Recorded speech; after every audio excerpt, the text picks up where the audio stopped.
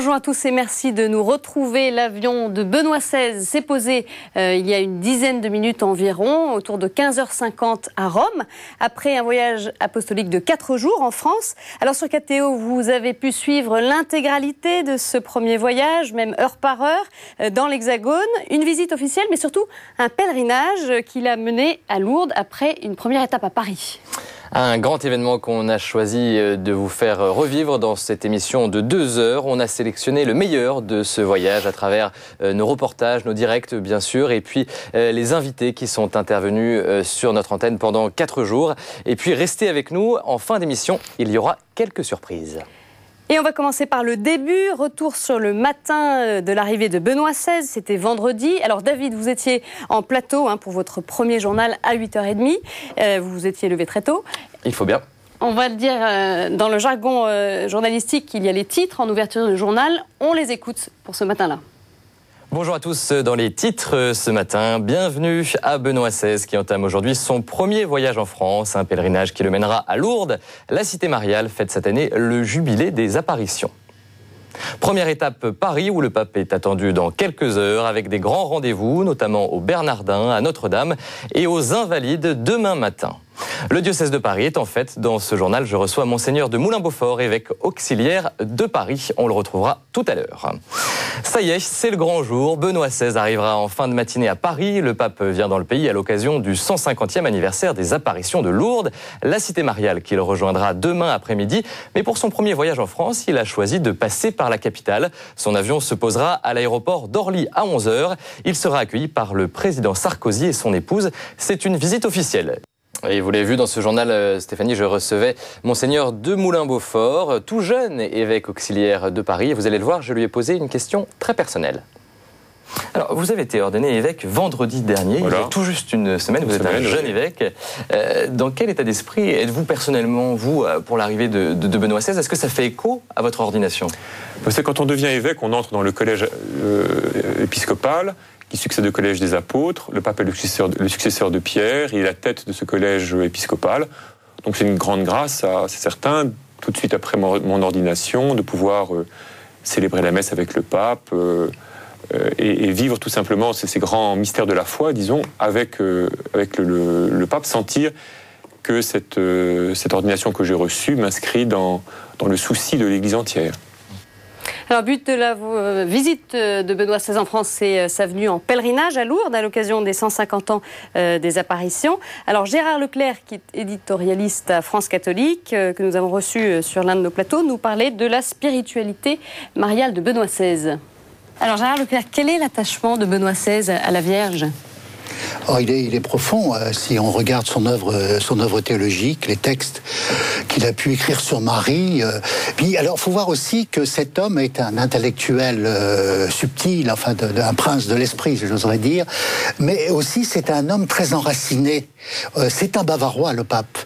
Et l'importance dans son enfance, dans sa jeunesse, du pèlerinage d'Altötting. En Bavière, il y a été. Il dit à propos de cet endroit, je me sens vraiment à la maison, parce que ils se sont unis à sa mère, donc voilà, donc il y a quand même quelque chose qui se marque depuis l'enfance. Depuis toujours, faut voir que le pape est un intellectuel, mais un intellectuel enraciné. La Bavière, c'est le land le plus catholique d'Allemagne, donc c'est une foi très très populaire aussi, et il est en correspondance avec ça. Donc il ne sera pas du tout, comment dirais-je, à Lourdes, il sera chez lui, quoi. Il n'y a pas de problème. Et puis il va faire les gestes, il va accomplir à Lourdes les gestes que chaque pèlerin accomplit pour le jubilé. Il va faire les 4 visites, si je me souviens bien, le cachot, etc., du jubilé. Bon, ça va le mettre sur le même pied, enfin, que les pèlerins. Il sera pèlerin parmi les pèlerins. Et vous pensez que cet attachement à la Vierge, Pierre de Charentenay, de Benoît XVI, est aussi affective que celle qu'avait Jean-Paul II, qui évoquait très souvent la Vierge? En tout cas, dans ce qu'il dit, ça ressort très, très fortement, très réellement. Et je pense que c'est une sorte de dévotion personnelle qu'il a depuis son enfance, depuis très, très longtemps, qui est enracinée dans son pays. Donc c'est quelque chose de vivant chez lui, depuis longtemps, comme une espèce de tradition personnelle. Il n'est pas justement, j'aime bien ce mot de enraciné, il est enraciné quelque part, et ce quelque part, c'est le catholicisme bavarois, avec toutes les traditions qui sont présentes autour, qui peuvent être quelquefois folkloriques et quelquefois très, très vivantes au niveau de la foi. Et puis pour l'Église de France, l'un des objectifs de ce voyage était de faire mieux connaître Benoît XVI, parfois mal connu même chez les catholiques. Et vous l'avez vu sur le plateau, le jésuite Pierre de Charentenay, le rédacteur en chef de la revue Études. Et Stéphanie, vous allez lui poser une question qui va l'animer. On regarde. Il dit d'ailleurs dans ce message aussi, je viens chez vous en messager de paix et de fraternité. Alors on voit une vraie douceur apparaître là, Pierre de Charentenay. Oui, mais qui contraste peut-être avec toujours ces stéréotypes que... voilà, il faudrait que l'on arrive à se dégager des stéréotypes que l'on a. Ouais. C'est-à-dire que c'est vrai que Ratzinger, préfet de la Congrégation pour la doctrine de la foi, a pu créer une image problématique, enflée par des médias qui ont dit « il condamne ». Alors cette image, il faut s'en débarrasser. Ce n'est pas le Benoît XVI. Benoît XVI, c'est le pasteur universel qui vient aider des communautés à vivre leur foi, qui vient les encourager, éventuellement à leur dire qu'il y a des problèmes chez eux, comme il n'est pas naïf, hein. Il va aux États-Unis et il dit il y a un problème grave des prêtres pédophiles, faites attention. Il va en Australie et il leur dit attention à la question de la création. Donc douceur et fermeté. Oui, à la fois. Exactement. Douceur et humanité, beaucoup d'humanité, et en même temps fermeté sur des points qui sont des points d'attention sur lesquels... Et c'est son rôle. C'est son rôle, mais qui sont des encouragements, qui ne sont pas des types de condamnation, qui sont des encouragements. Il ne cherche pas à plaire, en fait, et à voir l'effet attendu. Il dit les choses comme elles sont. Il y a une espèce de réalisme. Aux États-Unis comme en Australie, c'est un réaliste qui dit les choses clairement. Il n'y a pas besoin de chercher au second degré ou au troisième degré. Les choses sont claires. Si vous ne comprenez pas, c'est que vous ne voulez pas comprendre. À bord du vol papal, Benoît XVI, devant les journalistes, avait répondu à une question sur le motu proprio summorum pontificum. Ce texte publié il y a un peu plus d'un an libéralisait l'usage de la forme ancienne de la messe. Certains y avaient vu un retour en arrière par rapport au Concile Vatican II. Écoutez à ce sujet la réponse du pape. C'est absolument une peur infondée parce que ce motu proprio est simplement un acte de tolérance, d'un mot pastoral pour des personnes qui ont été formées dans cette liturgie, la aiment, la connaissent et veulent vivre avec cette liturgie. C'est un petit groupe parce que ça suppose une formation en latin, une formation dans une culture certaine, mais pour ces personnes, avoir l'amour et la tolérance de permettre de vivre avec cette liturgie, ça me semble une exigence normale de la foi et de la pastorale d'un évêque de notre Église.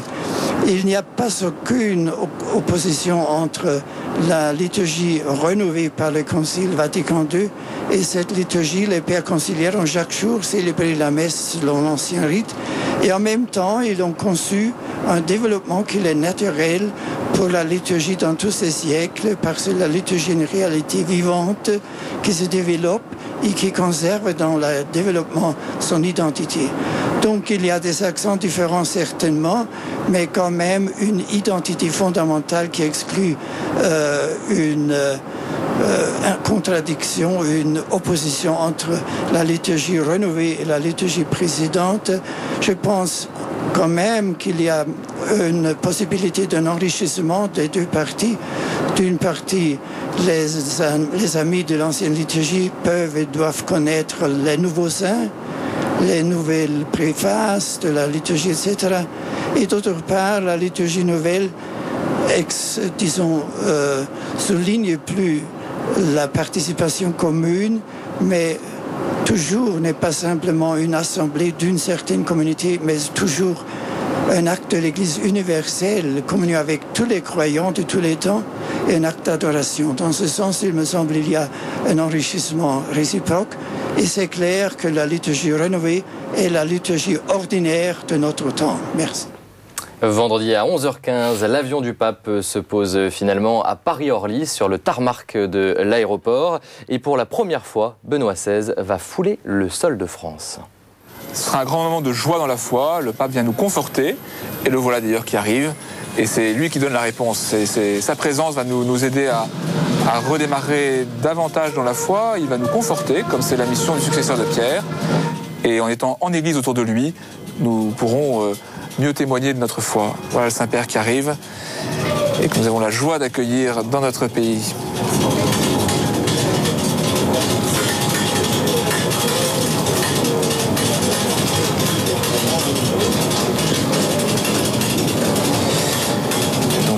La dernière fois que le Saint-Père et le Président de la République s'étaient rencontrés, c'était au mois de décembre, quand il y a eu cette visite au Vatican. Et maintenant, le cardinal Bertone, le secrétaire d'État, et nous reconnaissons les cardinaux français, le cardinal Torrent, le cardinal Poupard, le cardinal Etchegaray, qui sont donc présents dans l'avion du Saint-Père. Et maintenant, les honneurs militaires sont rendus au Saint-Père.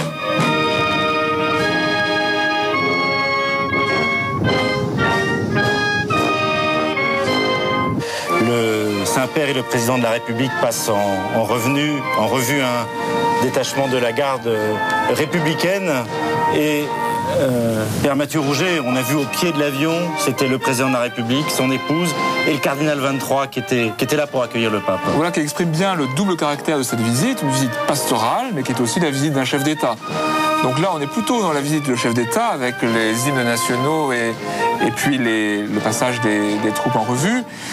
Mais la présence du cardinal 23, archevêque de Paris, président de la conférence des évêques, montre bien aussi qu'il s'agit d'une visite pastorale. Alors, le premier rendez-vous du pape à Paris, l'Élysée, c'était pour la cérémonie d'accueil. Dans leur discours, la laïcité a pris une place très importante dans les discours du président Sarkozy et la réponse de Benoît XVI. Écoutez.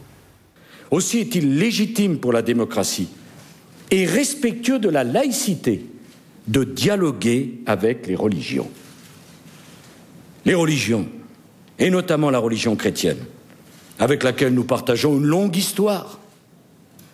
Ce sont des patrimoines vivants de réflexion et de pensée, pas seulement sur Dieu, mais aussi sur l'homme, sur la société, et même sur cette préoccupation aujourd'hui centrale qu'est la nature et la défense de l'environnement. Ce serait une folie de nous en priver, tout simplement une faute contre la culture et contre la pensée. C'est pourquoi j'en appelle une nouvelle fois à une laïcité positive. Une laïcité qui respecte, une laïcité qui rassemble, une laïcité qui dialogue, et pas une laïcité qui exclut ou qui dénonce. En cette époque où le doute, le repli sur soi, mettent nos démocraties au défi de répondre aux problèmes de notre temps, la laïcité positive offre à nos consciences la possibilité d'échanger par-delà les croyances et les rites, sur le sens que nous voulons donner à nos existences, la quête de sens. Vous avez d'ailleurs utilisé, Monsieur le Président, l'expression belle de laïcité positive pour qualifier cette compréhension plus ouverte. En ce moment historique où les cultures s'entrecroisent de plus en plus, je suis profondément convaincu qu'une nouvelle réflexion sur le vrai sens et sur l'importance de la laïcité est devenue nécessaire.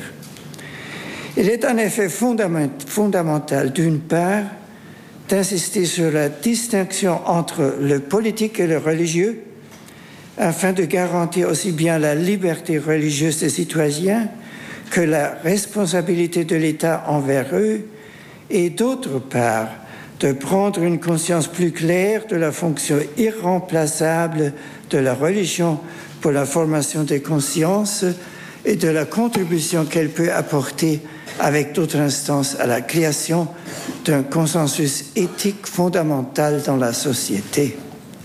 Et pour commenter ces discours à l'Élysée, Thomas Valu reçoit sur le plateau 3 députés. L'un d'entre eux, Yvan Lachaud, élu du Nouveau Centre dans le Gard, revient sur le concept de laïcité positive.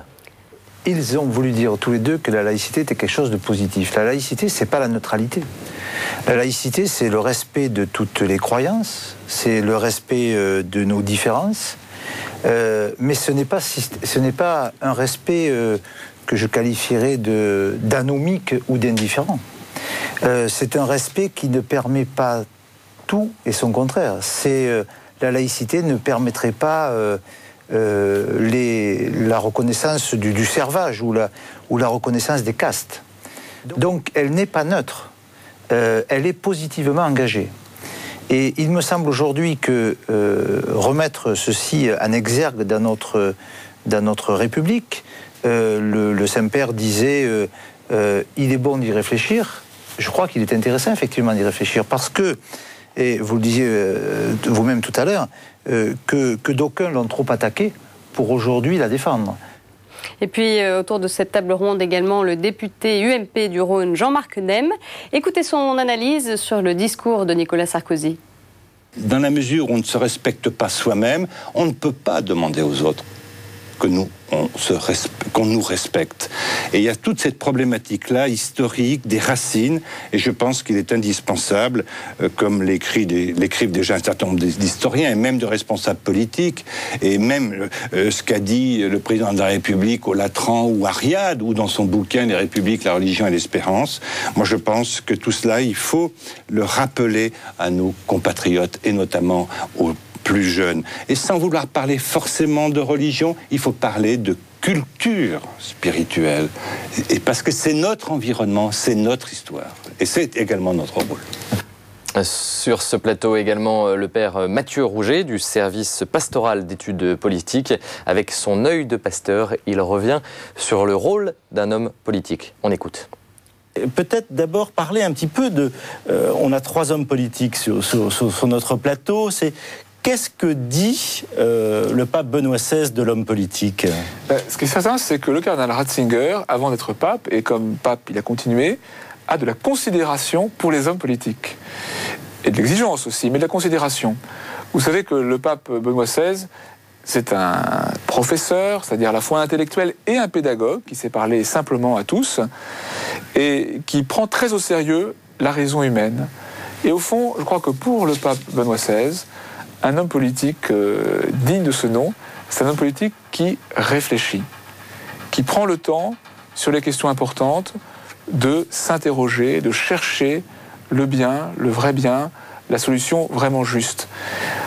Réfléchir pour le pape Benoît XVI, c'est pas simplement trouver des solutions techniques à des problèmes techniques, mais c'est chercher des éclairages éthiques quand le choix politique impose de faire des choix éthiques. Ouais.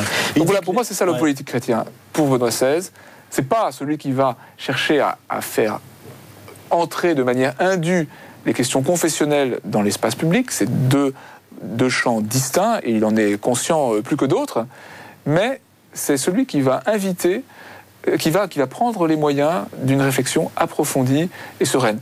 Et d'ailleurs, je le dis pas uniquement par amitié pour nos trois hommes politiques, mais parce que c'est la vérité.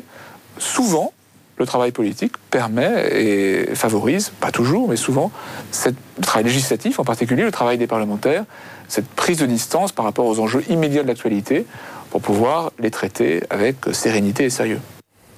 Deuxième rendez-vous à Paris pour Benoît XVI, le discours aux Bernardins, un discours très attendu devant 700 personnes du monde de la culture. Alors on va le voir sur ces images, l'arrivée du Saint-Père a provoqué une véritable effervescence dans la foule. Regardez. Bienvenue à vous si vous nous rejoignez à l'instant. Il y a une petite poignée de secondes que le cortège du pape Benoît XVI est arrivé devant le collège des Bernardins. Ce collège des Bernardins restauré à l'initiative du diocèse de Paris, qui a ouvert ses portes, qui a été inauguré solennellement par le cardinal 23, que vous voyez ici accueillir le pape. Il y a quelques jours, en fin de semaine dernière, ce splendide bâtiment construit en 1247 à l'initiative de l'abbé de Clairvaux, Étienne de Lexington, pour accueillir des étudiants en théologie, qui a contribué à la grande renommée de l'université de Paris.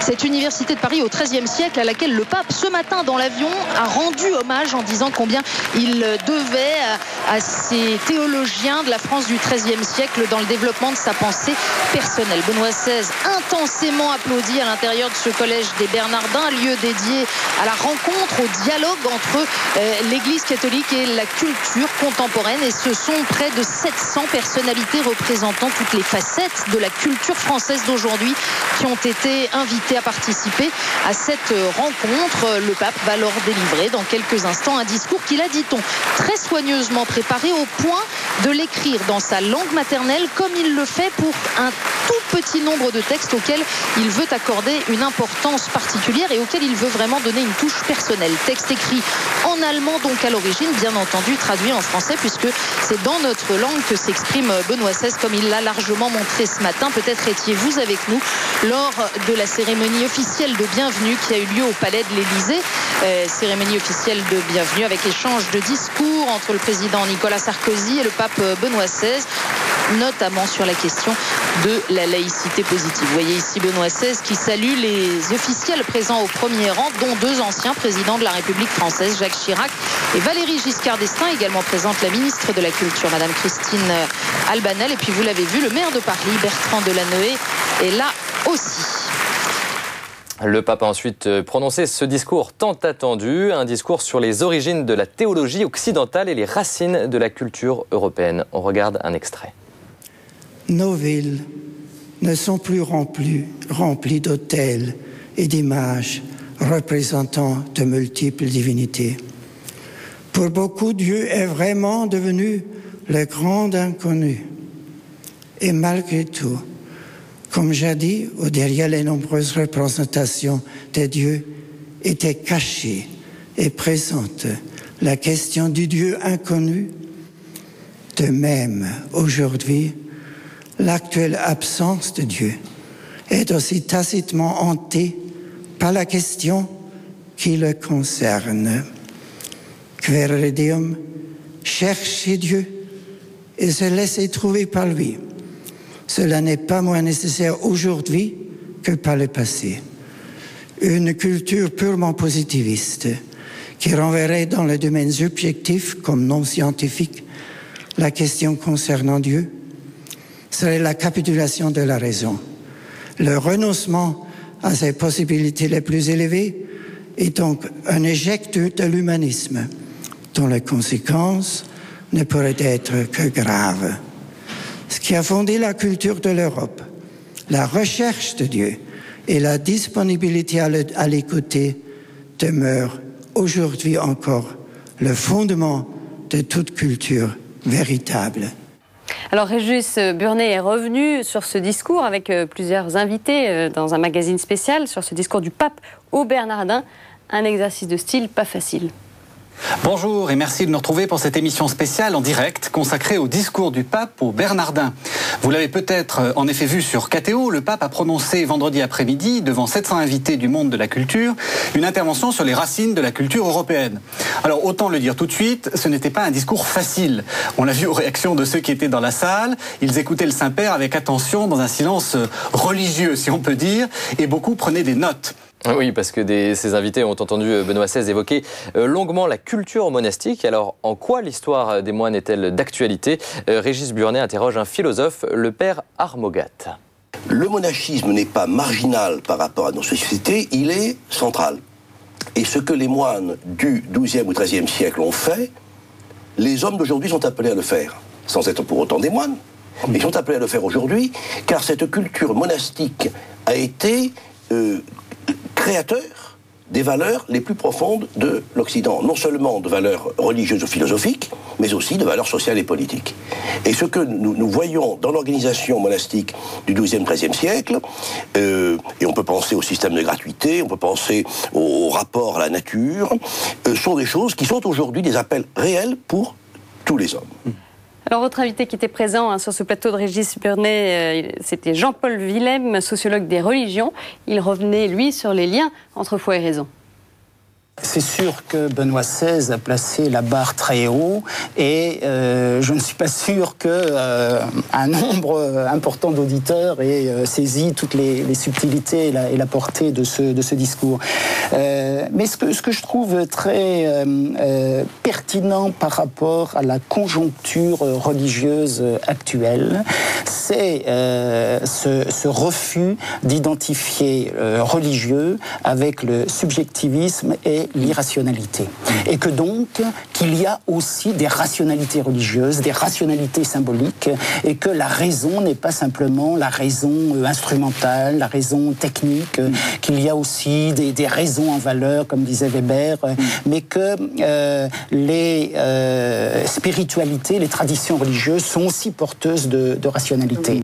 Alors, hasard du calendrier ou clin d'œil de la Providence, Benoît XVI a prononcé ce discours aux Bernardins 2 ans, jour pour jour, après le célèbre maintenant discours de Ratisbonne pour le philosophe Rémi Brague. Ces 2 discours sont étroitement liés. Il était l'invité du journal de Stéphanie.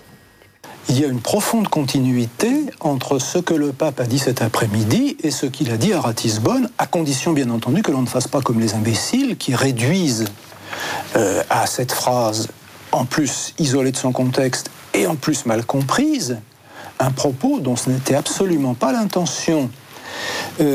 Lorsqu'il a parlé de la raison, qui est un de ses dadas, on pourrait presque dire, il s'est replacé exactement dans ce fil.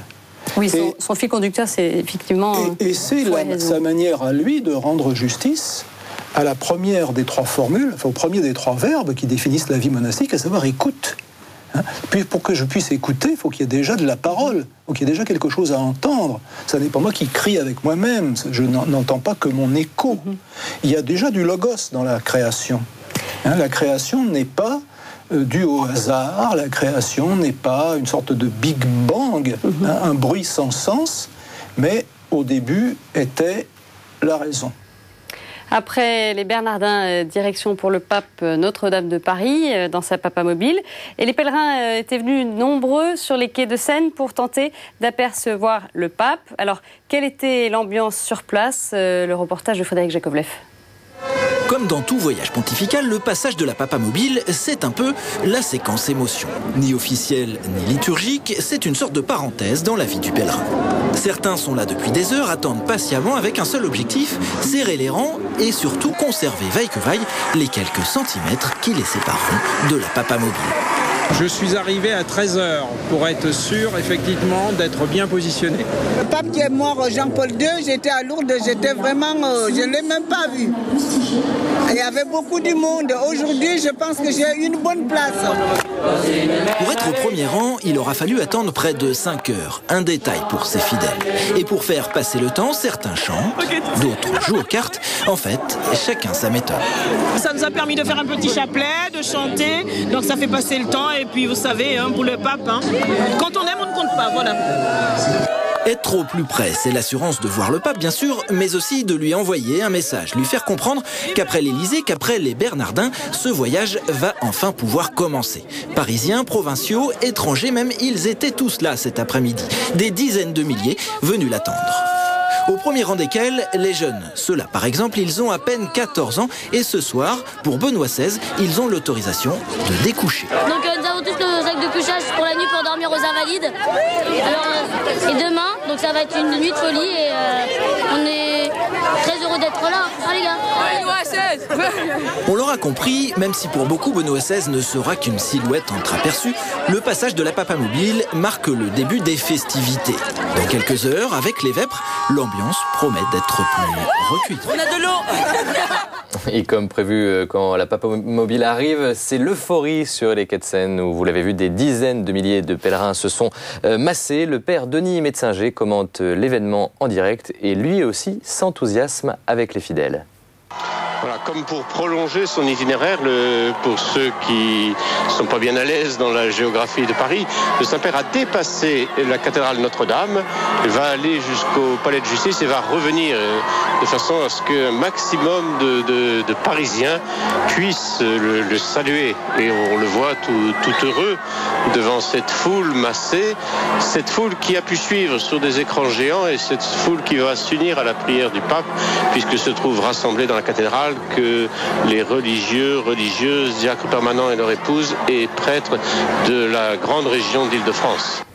Et oui, cette papamobile qui a conduit Benoît XVI à Notre-Dame de Paris pour la très belle prière des vêpres en présence, le père Metzinger le disait, des prêtres, diacres, séminaristes, religieux, religieuses et consacrés des 8 diocèses d'Île-de-France. 2500 personnes en tout. Le récit d'Axel May. Une exception pour un hôte de marque, un véhicule sur le parvis de Notre-Dame de Paris. Pour accueillir le pape, Monseigneur Jacquin, le recteur archiprêtre de la cathédrale. À l'intérieur de Notre-Dame, éclairé de 1000 feux, 2500 prêtres, diacres, séminaristes ou encore religieux et religieuses, ils viennent d'Île-de-France. Un premier temps de recueillement pour le pape dans la chapelle du déambulatoire. Benoît XVI salue alors les responsables des communautés protestantes et orthodoxes de France. L'office des vêpres peut commencer.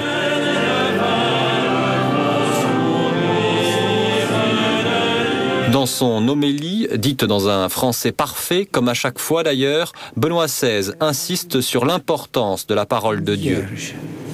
Votre cathédrale est une vivante hymne de prière, de lumière à la louange de cet acte unique de l'histoire de l'humanité. La parole éternelle de Dieu, entrant dans l'histoire des hommes à la plénitude des temps pour les racheter par l'offrande de lui-même dans le sacrifice de la croix. L'homélie de Benoît XVI s'achève, c'est ensuite la fin des vêpres, mais pas de la journée du pape, qui doit encore lancer une veillée de prière. Et oui, après les vêpres, le pape a rendez-vous avec des dizaines de milliers de fidèles massés sur le parvis de la cathédrale Notre-Dame et sur les quais. La nuit est tombée, Benoît XVI a le sourire, il lance un vibrant appel aux jeunes. On l'écoute. Sydney a fait redécouvrir à de nombreux jeunes l'importance de l'Esprit Saint dans notre vie, dans la vie du chrétien. L'Esprit nous met intimement en rapport avec Dieu, chez qui se trouve la source de toute richesse humaine authentique. Tous, vous cherchez à aimer et à être aimés. C'est vers Dieu que vous devez vous tourner pour apprendre à aimer et pour avoir la force d'aimer. L'Esprit qui est amour peut ouvrir vos cœurs pour recevoir le don de l'amour authentique. Tous, vous cherchez la vérité et vous voulez vivre réellement. Et de nouveau, cette vérité, c'est le Christ. Il est le seul chemin, l'unique vérité, la vraie vie. Vivre le Christ signifie véritablement prendre le large. Comme le disent à plusieurs reprises les psaumes, la route de la vérité est en même temps une et multiple, selon les divers charismes de chacun. Portez la bonne nouvelle aux jeunes de votre âge et aussi aux autres. Ils connaissent les turbulences des affections, le souci et l'incertitude face au travail et aux études. Ils affrontent les souffrances, ils font l'expérience de joie unique. Témoignez des dieux, car en tant que jeunes, vous faites pleinement partie de la communauté catholique en vertu de votre baptême et en raison de la commune profession de foi. L'Église vous fait confiance, je tiens à vous le dire.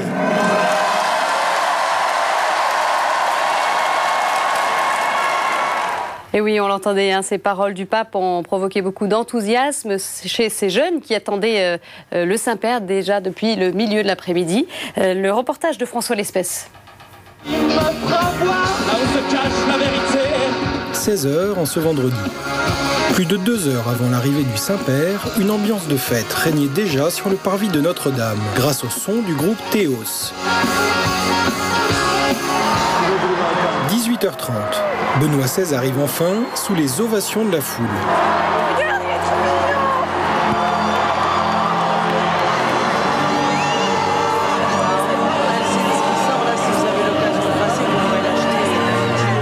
Une ambiance qui est peu à peu devenue beaucoup plus priante lors des vêpres célébrées dans la cathédrale.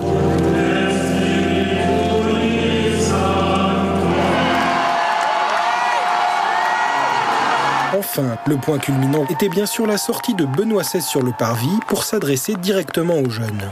L'Église vous fait confiance, je tiens à vous le dire. Un discours écouté par les jeunes avec une très grande attention et qui les a particulièrement touchés. Vraiment, à un moment, je regardais tout le monde et je voyais que tout le monde écoutait vraiment le pape, quoi. Mais vraiment avec des yeux pleins de lumière. Et moi, j'ai retenu vraiment cette dernière phase du pape, jeunes, j'ai confiance en vous. J'ai confiance en vous, je dis bah oui, il faut qu'on se bouge, il faut qu'on se lève et il faut vraiment qu'on témoigne de ce que Dieu a fait dans nos cœurs. Il a du bonheur qu'on a d'être chrétien.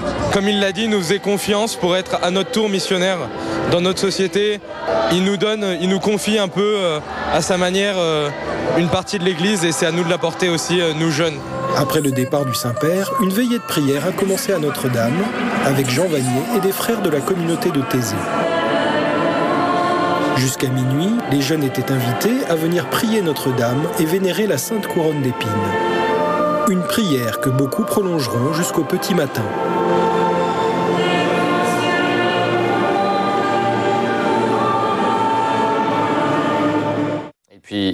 Et puis peu avant minuit, le cardinal archevêque de Paris, le cardinal 23, a rejoint les jeunes pour un moment d'adoration eucharistique. Puis tous se sont mis en route pour les Invalides, là où va se dérouler la messe du lendemain.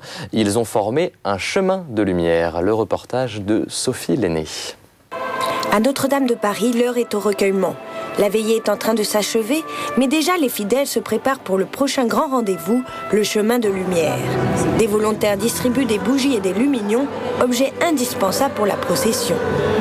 Ce chemin de lumière, donc la lumière qui représente qui est la symbolique principale de l'Esprit Saint, qui nous guide et qui est là avec nous ce week-end pour la venue du pape Benoît XVI.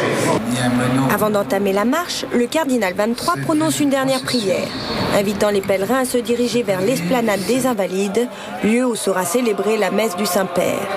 L'émotion est palpable. C'est un grand moment d'émotion, un grand moment de foi. Et ça, c'est une dimension, c'est très difficile à expliquer. Juste voir toutes ces lumières, c'est déjà très beau. Et généralement, c'est un grand moment de communion et de partage avec tous les gens qui processionnent. Et c'est parti pour 3 km dans les rues de Paris. À la tête du cortège, la statue de Notre-Dame, offerte par Charles X. Cette marche lui est dédiée et la procession est rythmée entre les chants et la prière mariale. On a marché jusqu'ici et là on rejoint la marche des Lumières. Donc c'est une marche pour Marie. Et la procession c'est aussi un moyen de se retrouver ensemble et de marcher tout en priant. Donc c'est la marche aussi qui réunit les gens et dans la joie de la prière. Donnez-nous aujourd'hui notre pain de ce jour. Maintenant et à l'heure de notre mort. Amen. 2 heures du matin, le début du cortège arrive à destination. Le chemin de lumière touche à sa fin, mais la soirée semble loin d'être terminée. Là, on va aller dormir à la Belle Étoile, dehors, avec tous les jeunes. Ça va être sympa. Beaucoup de jeunes ont en effet prévu de passer le reste de la nuit sur l'esplanade des Invalides. La lumière n'est pas prête de s'éteindre. Et puis, on en arrive au 2e jour du voyage du pape en France. Donc, samedi, Benoît XVI doit célébrer la messe devant quelques 260 000 pèlerins sur l'esplanade des Invalides où des milliers de jeunes ont passé la nuit. 1 heure avant l'arrivée du pape, David, vous prenez la température sur place.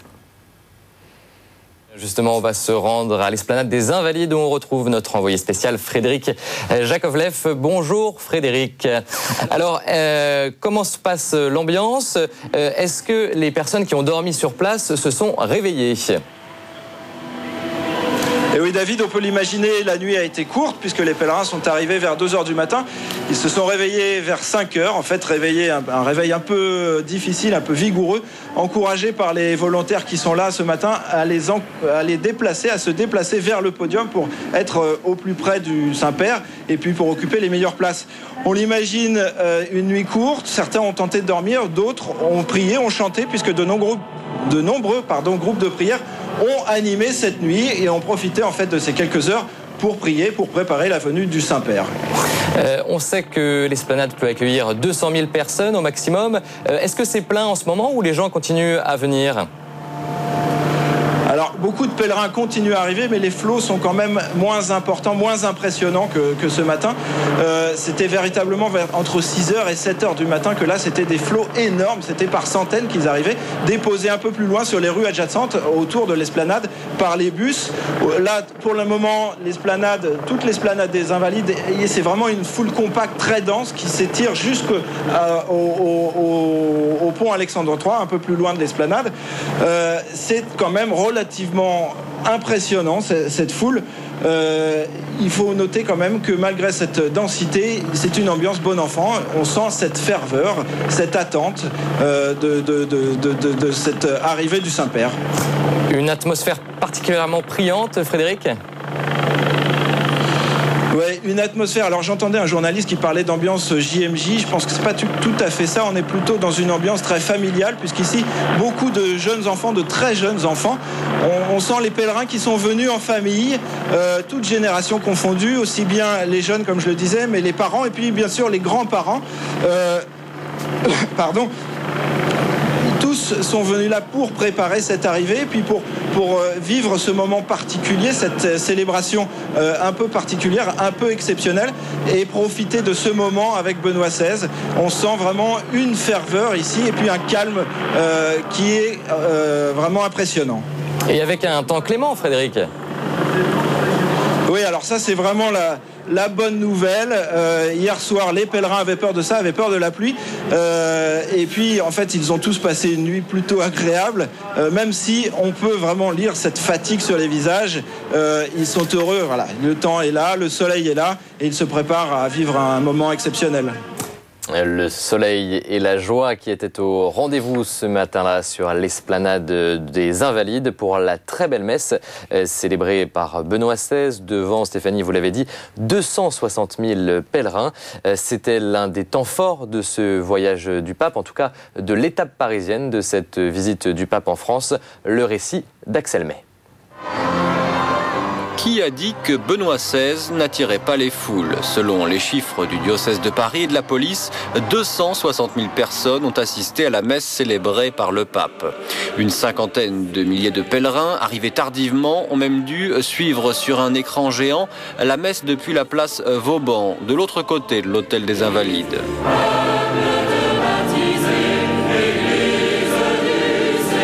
Le temps d'une messe, l'esplanade des Invalides, au cœur de la capitale, s'est transformée en église géante. Haut de 6 mètres, le podium, dans un style minimaliste, accueille près de 950 célébrants. En signe de paix, des oliviers.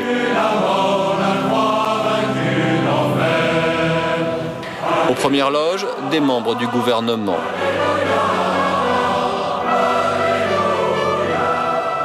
Face à la foule de fidèles, dont de nombreux jeunes, le pape s'en est pris, dans son homélie, comme il le fait souvent, aux idoles. Un appel à fuir ces idoles.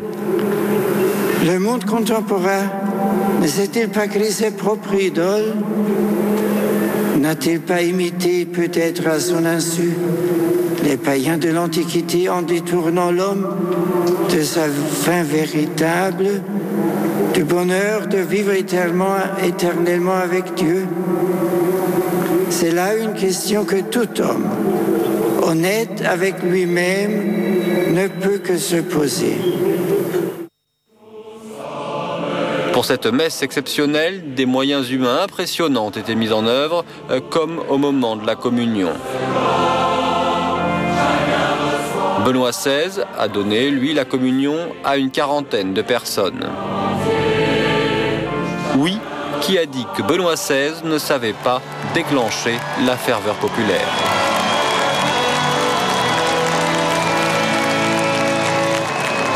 Dans son homélie, en effet, Benoît XVI a interrogé l'Assemblée sur les idoles contemporaines, l'argent, la soif de l'avoir, du pouvoir et même du savoir. Et le pape est revenu sur le véritable sens de la messe.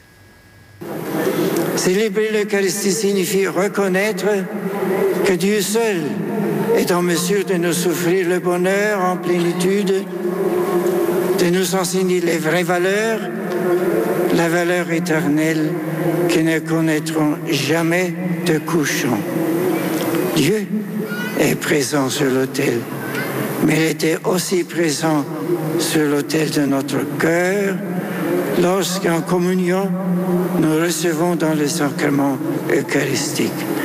Le visuel nous apprend à fuir les idoles, mirages de la pensée. Rien ne remplacera jamais le ministère de prêtre au cœur de l'Église. Rien ne remplacera jamais une messe pour le salut du monde. Une messe qui s'est préparée pendant des mois à Paris. Pour l'organisation, le diocèse a fait appel à la bonne volonté des catholiques parisiens, notamment aux apprentis de la Fondation d'Auteuil qui ont réalisé le mobilier liturgique de la messe. Les apprentis d'Auteuil qui se sont également occupés de la décoration florale des jardiniers au Grand Chœur. Voyez ce reportage de Sybille Delettre. On les voit de loin avec leur t-shirt rouge. Une dizaine de jeunes de la Fondation d'Auteuil avaient été réquisitionnés hier pour installer les différentes décorations florales du podium des Invalides. Un chantier pas tout à fait comme les autres pour ces élèves de CAP et BEP paysagistes. Il y a déjà deux enjeux. Le premier, c'est que les jeunes des établissements de la Fondation d'Auteuil sont très heureux d'accueillir le pape à Paris. Et à travers, cela se traduit par une action concrète d'un aménagement floral. Ça donne du sens à leur formation et d'autant plus cette approche spirituelle dans le cadre de la vie du pape. Ces jeunes ont été choisis par leurs professeurs, un honneur qu'ils prennent très au sérieux. Parce que c'est pas un chantier qu'on aura à faire deux fois dans sa vie, donc c'est pas vraiment à se poser la question, il faut essayer d'y participer au maximum. Pour moi, ouais, c'est vrai que ça me fait énormément plaisir de travailler aujourd'hui ici, donc c'est vrai que pour moi, c'est assez important quand même. C'est bien de venir créer quelque chose qui passe à la télé, tout ça, c'est valorisant, quoi. Au programme de la journée, installation de jardinières et plantation de 12 oliviers. Un travail a priori simple, mais une fois sur place, les ajustements de dernière minute se sont accumulés. Jardinières à refaire entièrement parce que les fleurs n'étaient pas totalement alignées, ou encore problème de disposition du sable. Benoît Ferré, architecte du projet, a veillé au grain toute la matinée. Il faut montrer que même dans une opération avec 200 000 personnes, 2000 prêtres et la suite papale, chaque détail, aussi petit soit-il, doit être parfaitement mis en place. Nous devons la minutie, nous devons le beau. Car prier dans le beau, c'est encore plus beau. Les travaux devaient se terminer hier en fin d'après-midi, mais il faudra attendre demain pour admirer toute la beauté de ce podium et de ses décorations florales. Le pape est attendu à Lourdes dans la soirée de samedi. Le père Régis de la Tessonnière, qui est chapelain de Notre-Dame de Lourdes, nous dit qui est la petite Bernadette.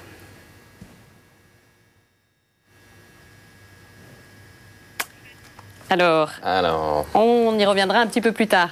En tout cas, le dernier pèlerinage d'un pape Stéphanie à Lourdes, c'était en 2004 et il s'agissait bien sûr de Jean-Paul II. On se souvient d'images très émouvantes puisqu'il était malade et fatigué. C'était son dernier voyage à l'étranger, hors d'Italie. Il faut dire que la cité mariale a toujours attiré les papes.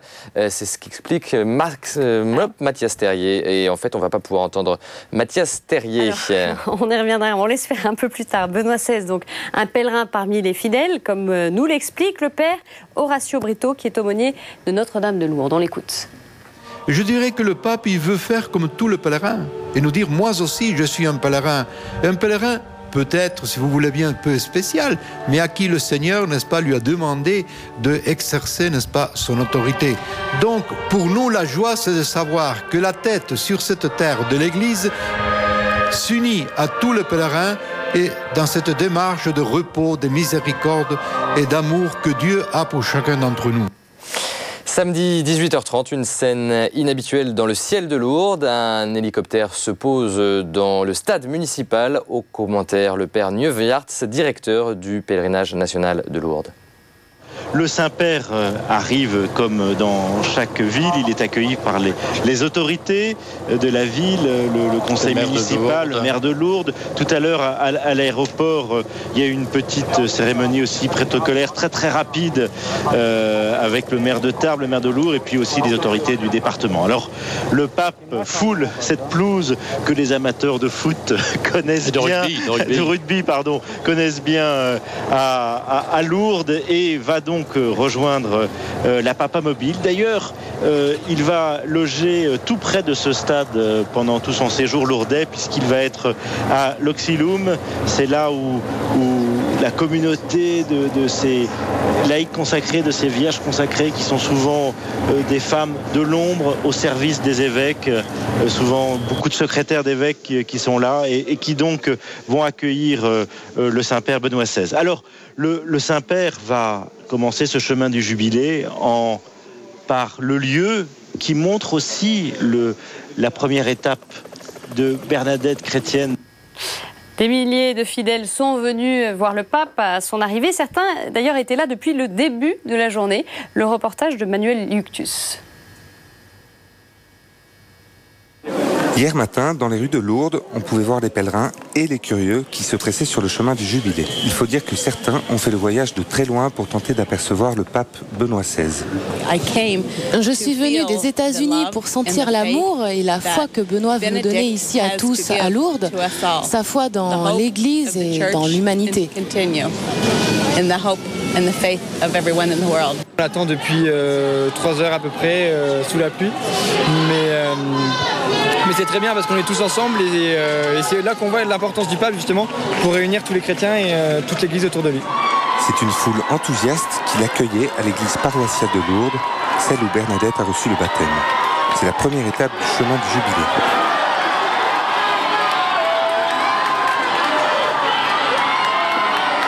On a vu le pape de près, donc on est très très content. On a ressenti quelque chose de grandiose qu'on ne peut pas expliquer avec des mots. Il est monté dans sa voiture, je l'ai vu prendre un enfant, l'embrasser sur le front, c'est émouvant. Vous ne pouvez pas savoir comment cette scène sera marquante pour moi. Ah, ce pape, il est assez extraordinaire. Il est différent de Jean-Paul II. Comme a dit le père Gilbert, le Jean-Paul II, on le regardait et celui-ci, on l'écoute. Et c'est vrai qu'il a des choses très fortes, très intéressantes à dire. Et c'est sur tout le parcours que les fidèles ont hurlé leur joie d'être présents ici, aux côtés de Benoît XVI. La ferveur témoignée au pape lors de son arrivée à Paris n'a rien perdu de son intensité. Si on a compté 40 000 personnes hier après-midi dans les rues de la Cité Mariale, ce sont bien 150 000 fidèles qui sont attendus ce matin à la messe pour la fête de la Croix Glorieuse. Le Saint-Père a décidément gagné le cœur pèlerin. Le pape qui a donc effectué les 3 premières étapes de ce chemin du Jubilé, l'église paroissiale où fut baptisée Bernadette, le cachot où vécut la famille Soubirous, et puis enfin la grotte de Massabielle, lieu des apparitions. À ce moment, le Saint-Père se recueille avec émotion. C'est l'un des grands moments de ce voyage que vous avez pu vivre en direct sur notre antenne. C'est une jeune lourdaise habillée dans la tenue que portait Bernadette à l'époque, qui vient donc présenter l'eau de la grotte, l'eau de la source au pape. Puisée exceptionnellement à même la source, alors que d'habitude elle est protégée par un cadre de verre. C'est un geste extrêmement fort. Et puis le Saint-Père, comme de nombreux pèlerins, va dans la grotte et à son tour va déposer un cierge.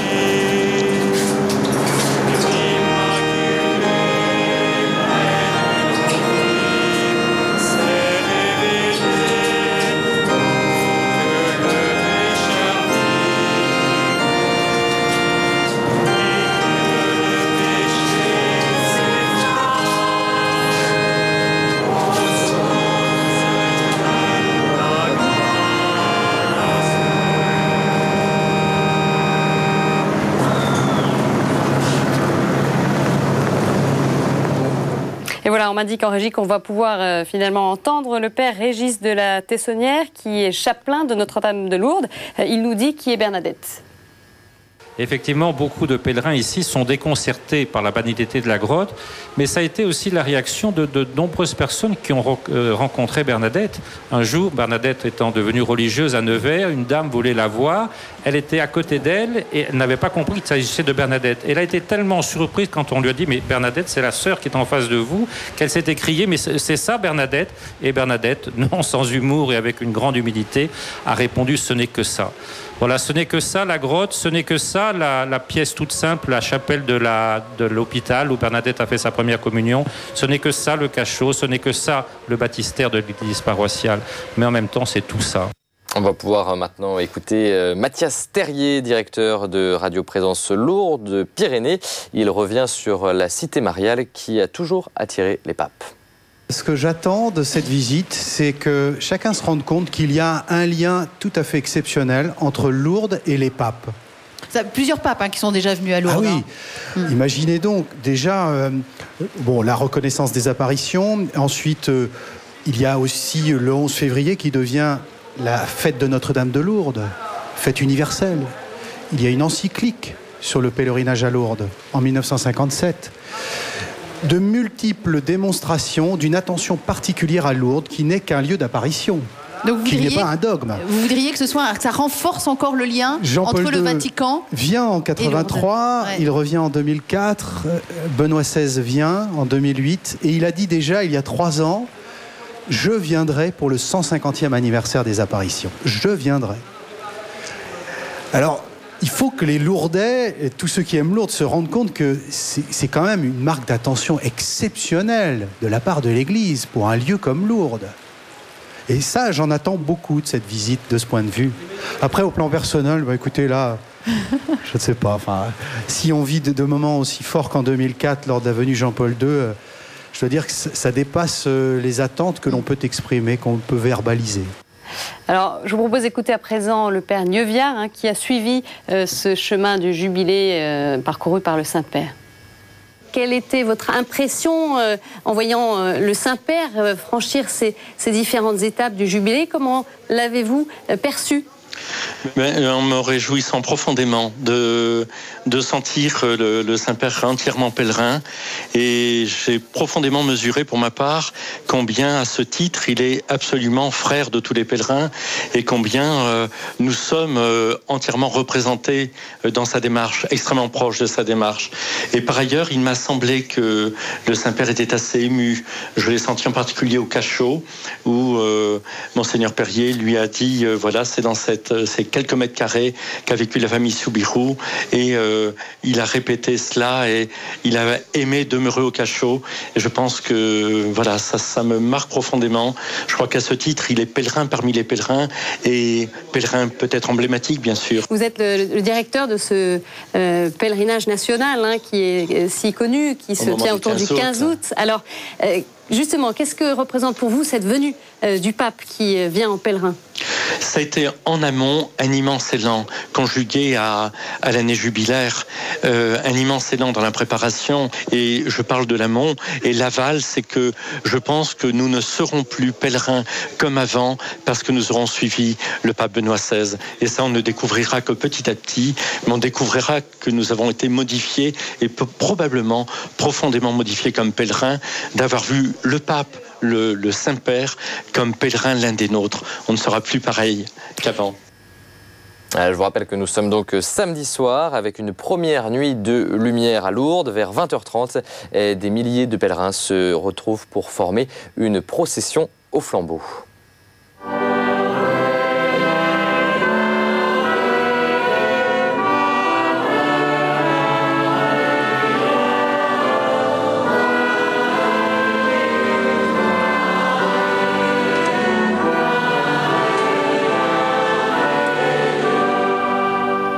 C'est le pape qui a conclu cette procession au flambeau autour de 22h. Malgré une pluie battante, 60 000 pèlerins sont venus à la rencontre du Saint-Père. Le reportage de Frédéric Jakovlev. Comme avec tous les événements de la vie du Christ, qu'elle gardait et méditait dans son cœur. Marie nous fait comprendre toutes les étapes du ministère public comme partie intégrante de la révélation de la gloire de Dieu. puisse Lourdes, terre de lumière, demeurer une école pour apprendre à prier le rosaire qui introduit le disciple de Jésus sous les yeux de sa mère dans un dialogue authentique et cordial avec son maître. Par la bouche de Bernadette, nous entendons la Vierge Marie nous demander de venir ici en procession pour prier avec simplicité et ferveur. La procession au flambeau traduit à nos yeux de chair le mystère de la prière. Dans la communion de l'Église qui n'est élue du ciel et pèlerin de terre, la lumière jaillit du dialogue entre l'homme et son Seigneur, et une route lumineuse s'ouvre dans l'histoire des hommes, y compris dans ces moments les plus obscurs. Cette procession est un moment de grande joie ecclésiale, mais aussi un temps de gravité. Les intentions que nous apportons soulignent notre profonde communion avec tous les êtres qui souffrent. En ce sanctuaire de Lourdes, vers lequel les chrétiens du monde entier ont les yeux tournés depuis que la Vierge Marie a fait prier l'espérance et l'amour, en donnant aux malades, aux pauvres, aux petits la première place, nous sommes invités à découvrir la simplicité de notre vocation. Il suffit d'aimer. Et vous l'aurez compris, ce n'était pas le reportage de Frédéric Jacob-Vleff, mais bien le pape Benoît XVI qui a rappelé le message de Lourdes pendant cette veillée. Donc voilà, on va enfin pouvoir voir ce reportage de Frédéric. Malgré une pluie battante, je vous le disais, 60 000 fidèles sont venus à la rencontre du Saint-Père. S'il est une évidence que les pèlerins apprennent à leurs dépens, c'est que Lourdes est située dans une cuvette. À ce titre, la météo est souvent capricieuse, mais ce soir, ni la pluie, ni la tiédeur de la nuit n'ont eu raison de la ferveur des fidèles. Pourquoi les gens ne partent pas? Il pleut, parce qu'il y a une ferveur intense autour de Benoît XVI qui est venu aujourd'hui, qui a rassemblé tout le monde. C'est le 150e anniversaire des apparitions et on va toujours revoir le pape chez lui à Rome et il vient chez nous, c'est un honneur de l'honorer. Sur les visages, durant le chapelet, la joie simple d'être là, presque en famille. Beaucoup de Français, d'Espagnols, d'Italiens aussi, toutes générations confondues. Ce soir, pas de débordement, l'ambiance est plutôt à la prière, jusqu'à ce que la silhouette de Benoît XVI apparaisse au loin, sur la terrasse de la basilique. On se laisse un peu aller, mais très vite. Le message est clair, restons dans la prière. Et lorsque Benoît XVI prend la parole, les mots sont simples, la voix est douce, presque pédagogue. Il a rappelé durant une demi-heure le message de Lourdes, l'importance de Bernadette dans la vie d'un chrétien. Face à lui, des dizaines de milliers de fidèles qui écoutent dans le silence. Comme un père le fait le soir, en expliquant à sa famille, à ses enfants, comme un aumônier pourrait le faire à des jeunes lycéens. Le pape est venu rappeler le message de Lourdes, de conversion et de lumière. L'histoire de Bernadette, je la connais, je suis de la région. Et dans la simplicité de ses mots qui m'ont touché, c'est abordable pour tout le monde. La simplicité des mots.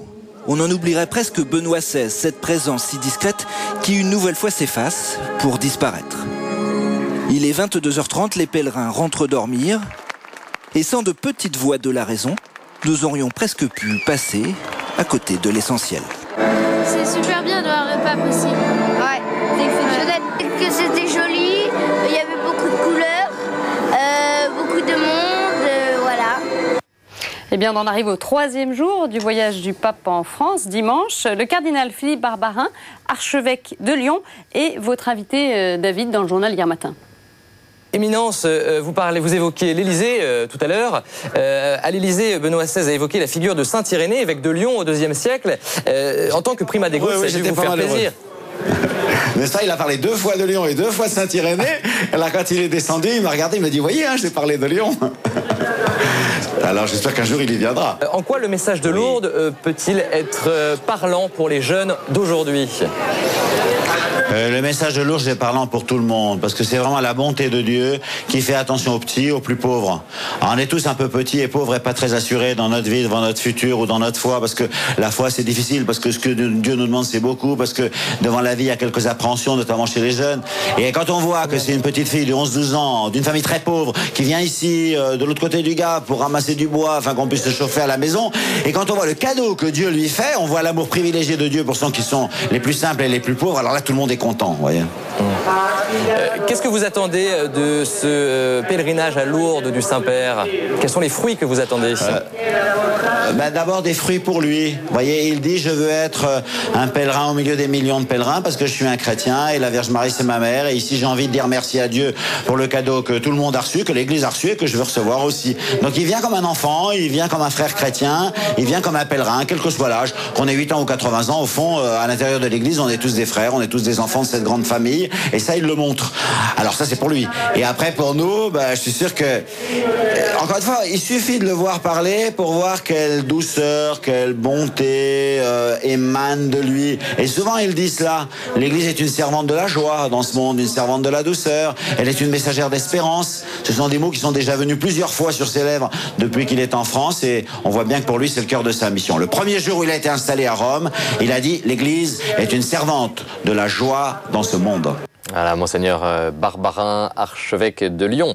Monseigneur Perrier nous a également parlé de Benoît XVI, l'évêque de Tarbes et de Lourdes, qui évoque la dévotion mariale du Saint-Père, qu'on connaît finalement assez mal. Regardez cet extrait d'entretien réalisé par Frédéric Jakovlev. La correspondance entre les papes et Lourdes, à mon avis, il y a deux raisons. La première, c'est la correspondance entre la dernière parole de la Vierge ici, le 25 mars 1858, je suis l'Immaculée Conception, et le dogme qui avait été défini et proclamé le 8 décembre 1854 à Rome. Bon, et d'ailleurs, quand Jean-Paul II était venu en 2004, c'était pour fêter le 150e anniversaire de la définition du dogme. Donc on peut dire qu'il y a une symétrie dans la démarche maintenant du cardinal Ratzinger devenu Benoît XVI. Et puis je crois que la deuxième raison, c'est que, on ne va pas se battre sur les chiffres, un coup de millions entre les différents sanctuaires, mais je crois qu'il n'y a aucun sanctuaire au monde, à part Rome et Jérusalem étant mis à part, qui soit aussi non seulement universel géographiquement, ça c'est je crois incontestable, peut-être aussi catholique par la diversité des gens qui y viennent. Donc, je crois qu'il y a une correspondance entre ce lieu, son message, son histoire, et le ministère du successeur de Pierre. Eh bien là, non, Monseigneur Perrier évoquait le dogme de l'Immaculée Conception. Alors, la nuit a été courte pour les pèlerins qui sont venus participer à la messe de la Croix Glorieuse hier matin sur la prairie des sanctuaires, hier dimanche. Emmanuel Dancourt non plus n'a pas beaucoup dormi, David. On retrouve notre envoyé spécial, Emmanuel Dancourt. Bonjour Emmanuel. Bonjour David, et avec le sourire encore plus qu'hier, parce que le soleil est de la partie cette fois-ci. Donc ça c'est de bon augure. Et alors je crois que vous avez rencontré beaucoup de jeunes à Lourdes entre hier et aujourd'hui. Alors cette nuit, autant le dire, c'était cette nuit. Effectivement, ils avaient ouvert la basilique souterraine pour que les jeunes puissent y dormir à l'abri, et ça a été envahi par les Espagnols, on se serait cru au JMJ. Je ne sais pas s'ils ont beaucoup dormi honnêtement, ça chantait, ça hurlait dans tous les sens, c'était très très sympa. Et puis tout au long de la nuit, eh bien tous les quarts de pèlerins sont arrivés, entre 500 et 800, on ne sait pas exactement, mais ça n'a pas arrêté, on n'a pas très bien dormi, mais c'est pas grave, parce que les pèlerins, ça y est, ils sont là maintenant. Benoît XVI qui a ensuite concélébré la messe de la Croix Glorieuse avec les évêques de France. C'était la deuxième messe de ce voyage apostolique, la première à Lourdes devant 150 000 pèlerins. Le récit d'Axel May. Comme aux Invalides à Paris, c'est en papamobile que Benoît XVI est arrivé pour célébrer la messe sur l'immense prairie des sanctuaires. Parmi les pèlerins, des Français bien sûr, mais aussi des Espagnols ou encore des Polonais. Et puis, parce que nous sommes à Lourdes, des malades, des handicapés. Si à Paris, l'ambiance de la messe a eu un côté grand rassemblement familial, à Lourdes, la cérémonie revêt un caractère plus solennel. Les évêques français sont présents pour qu'on célèbre la messe. Elle a dit oui. À Lourdes, objectif premier du voyage du pape en France, venu pour le 150e des apparitions de la Vierge, Benoît XVI lance une nouvelle fois un appel aux jeunes. À votre tour, chers jeunes, n'ayez pas peur de dire oui aux appels du Seigneur.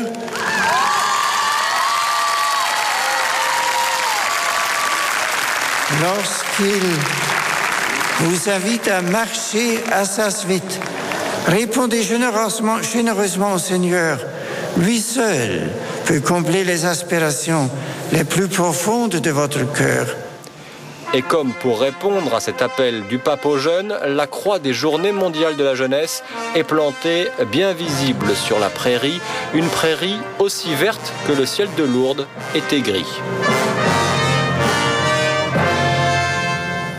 Et oui, les jeunes qui étaient au cœur de l'homélie de Benoît XVI, à l'image de Marie, n'ayez pas peur de dire oui aux appels du Seigneur, les a encouragés le pape.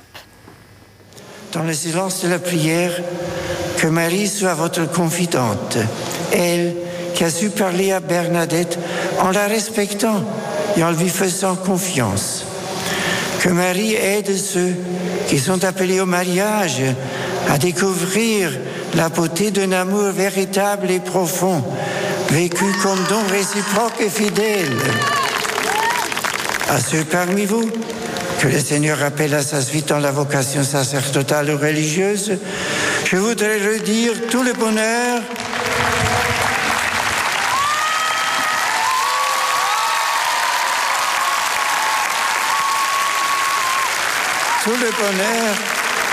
qu'il y a à donner totalement sa vie pour le service de Dieu et des hommes, que les familles et les communautés chrétiennes soient des lieux où puissent naître et s'épanouir de solides vocations au service de l'Église et du monde.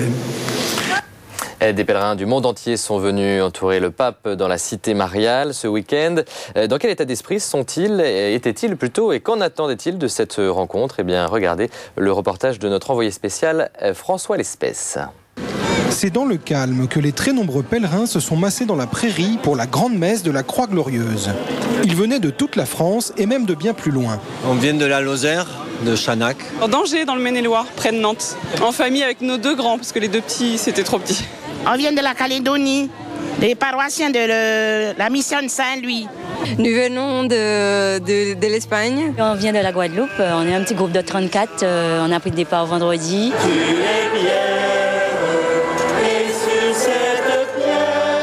Si leur origine est très variée, leur présence ici à Lourdes a un but commun, prier avec le Saint-Père.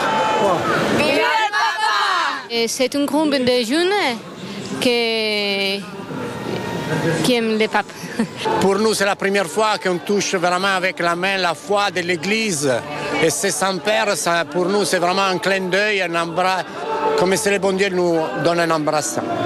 C'est une grande joie de venir vivre cet événement en Église, de venir à la rencontre de notre Saint-Père, d'entendre sa parole pour les temps d'aujourd'hui. Et puis une grande joie aussi, à travers notre démarche, de lui dire aussi combien nous l'aimons et combien nous le portons dans son ministère. Pour le soutenir dans tous les choix qu'il a à prendre, autant au niveau religieux qu'au niveau humain. Demander un peu de grâce et de foi. Pour moi, c'est l'unité de l'Église qu'on a besoin de manifester. Pour être ensemble, pour rendre grâce et témoigner, voilà, de la joie du Christ, et puis et remercier Marie. Pour remercier pour toutes les petites choses de la vie de tous les jours. Être renforcés dans leur foi, rendre grâce et soutenir le Saint-Père. Autant de souhaits que ces pèlerins auront pu vivre aujourd'hui en plénitude.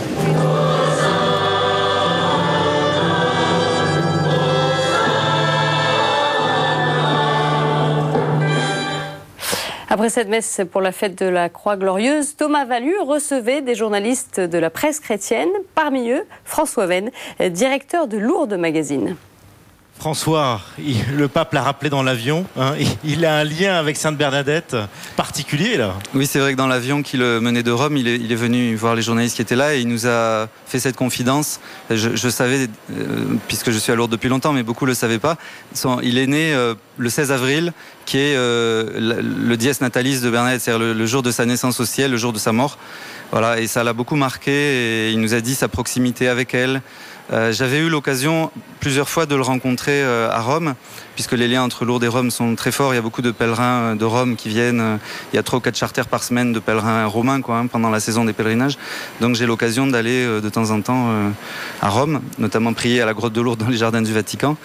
Et j'étais reçu avec des jeunes, souvent par le cardinal Ratzinger, qui nous recevait de manière très très simple et qui nous parlait volontiers justement de ce lien qu'il avait avec Bernadette.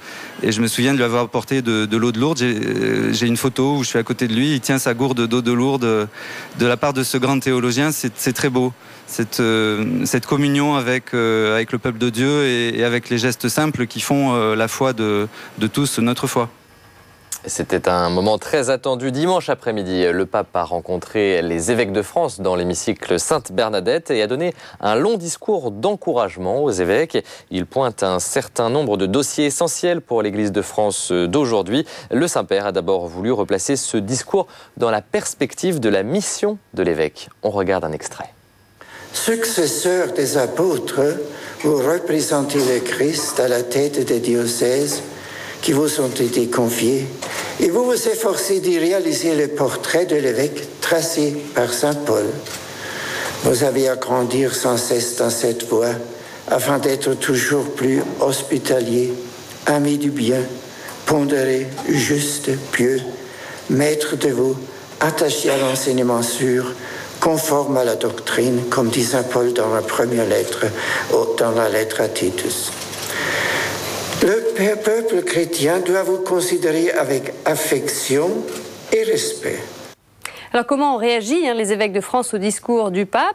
Eh bien Frédéric Jakovlev est allé à leur rencontre à la sortie de l'hémicycle.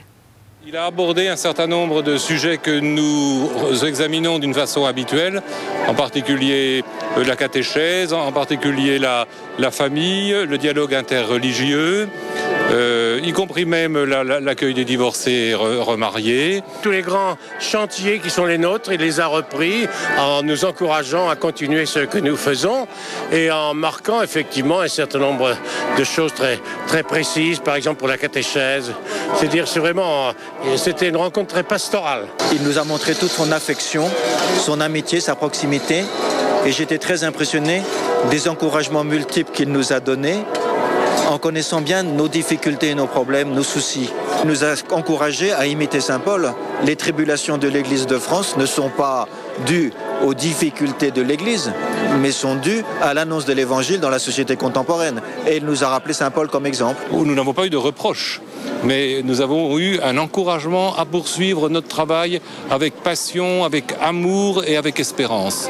C'est pour dire, je sais que vous travaillez sur ces sujets, je sais que vous essayez de donner des orientations, je vous encourage dans les orientations que vous donnez et je vous stimule et je vous dis, il l'a dit d'ailleurs plusieurs fois de cette façon-là, je sais ce que vous êtes en train de faire, je sais ce que vous cherchez et je vous encourage à approfondir cela. Et je crois que ça, c'est très bon pour nous. C'est un bien inestimable de sentir qu'on a un interlocuteur qui sait de quoi on parle, qui sait nous écouter et qui cherche à nous répondre. Le pape est quelqu'un de très attentionné à chacune des personnes qu'il rencontre et avec de nombreux évêques. Alors il les connaît peut-être pas tous personnellement, mais il manifeste cette proximité, cette attention et ce désir de les encourager, de les fortifier dans leur mission. Et on a également fait réagir à ce discours Monseigneur Hippolyte Simon, l'un des 2 vice-présidents de la conférence des évêques de France, qui intervenait, Stéphanie, en duplex dans l'un de vos journaux. Alors j'ai pu joindre à Lourdes il y a quelques instants Monseigneur Hippolyte Simon, qui est vice-président de la conférence des évêques de France et également archevêque de Clermont. Je lui ai demandé comment il avait perçu la tonalité générale du discours de Benoît XVI. Écoutez sa réponse. Eh bien, le pape est venu nous encourager parce que je crois qu'il faut bien comprendre que c'était le successeur de Pierre qui venait rencontrer les successeurs des apôtres. C'est un frère qui venait rencontrer des frères et nous encourager. Et vous avez remarqué qu'il a souvent cité des apôtres, l'apôtre Paul en particulier, pour nous encourager dans nos travaux, malgré toutes les vicissitudes de l'existence et du moment que nous traversons. Donc moi j'ai reçu ça comme un encouragement fraternel et comme une invitation à travailler, à continuer de semer, même si, comme disaient les apôtres, nous avons travaillé toute la nuit sans rien prendre, eh bien nous allons relancer les filets, continuer de les relancer. Alors, dernier rendez-vous pour Benoît XVI hier à Lourdes. Le pape a conclu la procession eucharistique depuis le podium dans la prairie des sanctuaires. Comment les pèlerins ont-ils vécu ce moment? Le reportage de Manuel Ductus. 60 000 personnes se joignaient hier après-midi à la procession eucharistique qui avait lieu sur la prairie. C'est le Saint-Sacrement qui processionnait au milieu des fidèles, placés sur l'Arche d'Alliance, comme pour le congrès eucharistique de Québec qui a eu lieu cette année. Des clameurs montent lorsque l'on aperçoit le pape accompagné des évêques de France qui rejoignent la célébration. Des clameurs aussitôt étouffées après un second rappel à la foule. Le silence s'impose en présence de Jésus-Christ. Mais au fait, comment vivre l'adoration du Christ dans un demi-silence, dans cette foule de pèlerins parsemés de curieux désirant peut-être d'abord apercevoir le Saint-Père? Témoignage. Quand on cherche un moment de concentration et qu'on se trouve à côté des gens qui crient, alors là vraiment on est perturbé. Mais ce qui est sûr et certain, qui nous rassure, c'est que nous-mêmes nous ne savons pas prier. Donc nous sommes sûrs que quand nous sommes en présence du Seigneur, même quand on a ces moments de perturbation, lui il vient quand même à nous et il nous parle. Et moi je crois que sa présence dans le très saint sacrement est très importante parce que des fois on est là, des fois on ne sait même pas ce qu'on doit lui dire, mais lui, il nous voit, il nous connaît. Quand on est fervent, on ne sent pas les gens autour de nous. Je vais dire le mot, peut-être c'est un peu cru pour vous, on est direct avec Dieu, avec le Saint-Sacrement qui représente Dieu sur terre avec nous. On ne peut pas être plus près de lui. Là, on est en direct. Il n'y a personne, même les gens, le tambour battre autour de nous. On n'entend pas. On est à fond avec lui. Je pense que quand on aime vraiment le Christ, quand on comprend qu'il est vraiment présent dans la Sainte Eucharistie, que vous avez cette liberté, si vous voulez, puis cette force de pouvoir vous intérioriser dans la prière. Vous oubliez tout ce qui est autour de vous et c'est une intimité avec Dieu. Et puis hier soir, Philippine de Saint-Pierre recevait le cardinal André XXIII, archevêque de Paris et président de la Conférence des évêques de France, pour une édition spéciale en direct de Lourdes. Et ensemble, ils ont évoqué un sujet sensible. Regardez cet extrait. Parmi les points d'attention de Benoît XVI depuis le début de son pontificat, il y a la question liturgique. On a vu que les liturgies très différentes entre Paris et Lourdes, propres à l'identité de chaque lieu sans doute, étaient en tout cas très soignées. Est-ce que vous pensez que sur cette question toujours difficile en France, on se dirige vers une pacification comme Benoît XVI l'a appelé de ses voeux tout à l'heure? Je l'espère, puisque c'est ce qu'il a voulu et c'est ce qu'il a essayé de faire en signant le motu proprio. Donc maintenant, depuis un an, nous avons des initiatives diverses selon les diocèses et selon les régions. Et je crois qu'un certain nombre de catholiques ont entendu le message de Benoît XVI et souhaitent vraiment être en communion plénière avec leur Église et avec leur évêque, tout en demandant qu'on respecte leur sensibilité. La liturgie n'est plus un objet de conflit? Si, il y en a d'autres pour qui le motu proprio est un moyen de faire la guerre aux évêques et de dire les évêques de France ne sont pas en communion avec le pape. Donc aujourd'hui, hier on a vu que le pape qu'on célébrait avec les évêques de France dans une liturgie romaine ordinaire et quand je dis ordinaire, ça ne veut pas dire banal, mais selon la forme ordinaire, et que c'était la même liturgie pour tout le monde. Voilà. Et puis, ça n'empêche pas qu'il peut y avoir, par ailleurs, des possibilités différentes. Mais ça veut dire quand même que le choix du pape, il est clair. Et on l'a vu, on y a participé, et on a vu des liturgies de foule, ce qui n'est pas rien, je veux dire, dire une messe dans un coin, c'est une chose, mais célébrer la messe pour 200 000 personnes, c'est pas rien. On a vu des liturgies de foule qui étaient des liturgies de qualité, recueillies et très profondément spirituel. Bon, eh ben, ça veut dire que c'est possible. Et ça n'était pas, entre guillemets, une recette Benoît XVI. Les liturgies qu'on a célébrées, à Paris comme à Lourdes, sont, à des détails près, les liturgies qu'on célèbre habituellement à Lourdes, comme celles qu'on célèbre à Notre-Dame de Paris. Et puis sur ce plateau également étaient réunis 3 journalistes de la presse chrétienne. Alors comment ont-ils vécu ce voyage de Benoît XVI en France? Écoutez leur réponse. Ma réserve vient de ceci. J'ai trouvé que, à travers le portrait qu'il a fait de la situation de l'Église en France, si vous me permettez l'expression, il avait une approche plus ecclésiastique qu'ecclésiale. J'ai l'impression que... C'est-à-dire que tout était basé sur le prêtre. Là où est le prêtre, là est l'Église, ce qui est une forme de théologie. Personnellement, je préfère la théologie que j'ai compris de Vatican II, qui est là où sont les croyants, là est l'Église. Les croyants étant à la fois les laïcs et les prêtres. Actuellement, il faut quand même faire face à ce qui va se présenter d'ici quelques années. Il y a des évêques qui m'ont dit récemment que dans leur diocèse, d'ici 10 ans, il n'aurait plus que 4 ou 5 prêtres vraiment en activité, à un niveau d'un diocèse. C'est absolument intenable. Donc il faut bien que ces laïcs, justement, soient valorisés. Donc je pense que là, le pape n'a pas peut-être donné la reconnaissance nécessaire à ce qui va venir dans l'avenir. Samuel Pruvot, est-ce que vous partagez ce diagnostic? Moi, ça tombe bien parce que je suis pas d'accord avec pourtant mes très aimables frères et confrères. D'où l'intérêt de la diversité de la presse chrétienne pour que chacun puisse s'y retrouver. Et ça montre quand même que la maison catholique est grande. Le fait que notre Seigneur ait choisi d'abord 12 hommes, il a choisi aussi les saintes femmes, ça n'a pas empêché ensuite que dans sa grande église, il n'y ait pas que des apôtres et des successeurs des apôtres. Je ne comprends pas cette opposition entre prêtres et laïcs. Et je persiste à croire et à dire que ce n'est pas mauvais que de dire que la colonne vertébrale de l'église catholique, c'est le sacerdoce que nous a donné le Christ. Voilà, sur ce plateau, on a vu quelques journalistes qui faisaient partie des 1500 journalistes accrédités pour suivre ce premier voyage de Benoît XVI en France. Parmi eux, Émeric Pourbet, directeur des programmes de Radio Notre-Dame, la radio qui couvrait l'événement pour l'ensemble des radios chrétiennes de France. Je l'interrogeais ce matin par téléphone.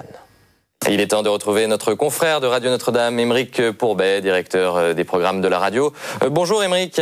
Bonjour David. Alors je rappelle que Radio Notre-Dame a couvert le voyage du pape pour l'ensemble des radios chrétiennes de France.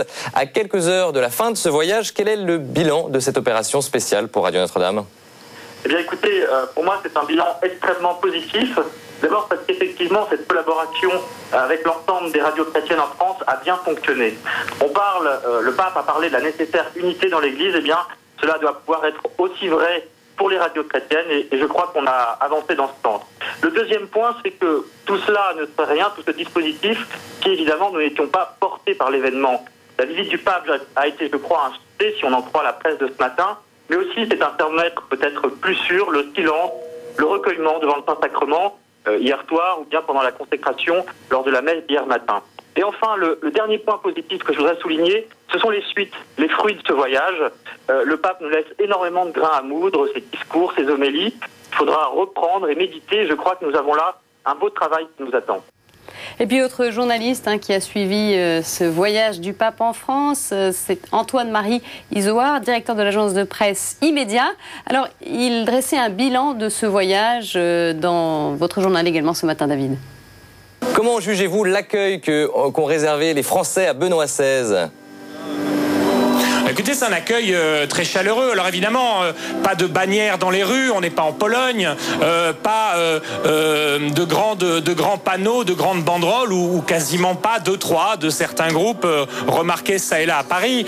Mais un accueil de toute façon très impressionnant. Moi j'étais très frappé par ce silence que l'on a entendu, si vous me passez l'expression, aux Invalides pendant certains moments de la messe, et puis sans parler du silence silence hier, ici, du recueillement, du très long recueillement pendant l'adoration à la procession eucharistique hier soir après le discours du pape aux évêques. On a été très impressionnés aussi par tous ces évêques à genoux recevant la bénédiction du pape après ce discours, donc pendant la procession eucharistique.